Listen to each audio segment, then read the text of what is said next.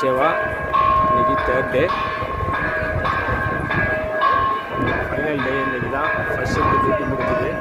ரொம்ப சிறப்பாக இருந்தது எங்களோட டியூட்டி. நெக்ஸ்ட் டியூட்டிக்காக வெயிட் பண்ணிகிட்டு இருக்கிறோம். சண்டே நல்ல க்ரௌடு, ஃபுல்லாகவே க்ரௌடு ஏறிடுச்சு. கிளைமேட்டு லேசான வெயில் தான், தாங்கக்கூடிய அளவு தான். அப்புறமா அப்படியே அதுவும் போயிட்டு க்ளவுடியாக மாறிடுது. இந்த டைட்டில் மாட வீதி ஏதோ ஒரு காரணத்துக்காக க்ளோஸ் பண்ணியிருக்கிறாங்க. என்ன காரணம்னு எனக்கு தெரியல. டியூட்டி முடிச்சுட்டு தான் வந்ததுனால சரியாக புரியல.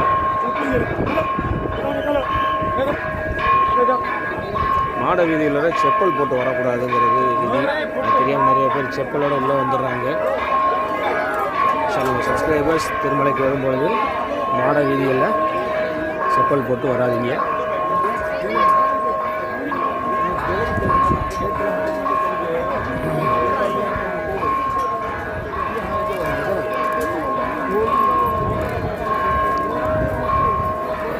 இப்போ கொஞ்சம் வெயில் ஏறுது, ஆனால் முன்னாடிலாம் வெயில் இல்லாமல் தான் இருந்தது.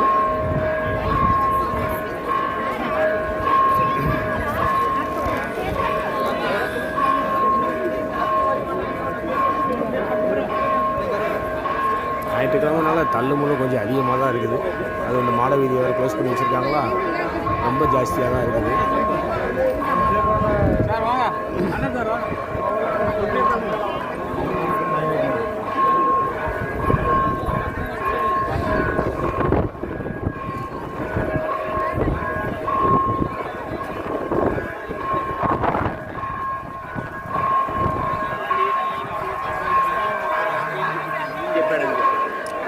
ஆரஞ்சு கலர் ஸ்கார்ப் கட்டியிருக்கவங்க எல்லாமே senior sevaks above 45 years, 45 years to 65 years people வந்து சீனியர் சேவாக்ஸ் செய்யலாம்.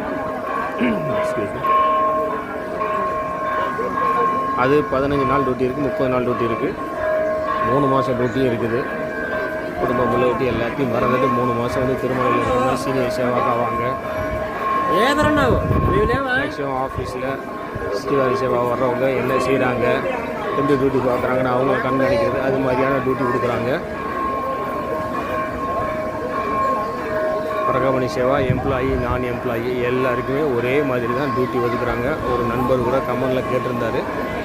ஓகே, நெக்ஸ்ட் அப்டேட்டில் மீட் பண்ணுறேன். அனைவருக்கும் நன்றி. ஓம் நமோ நாராயணாய.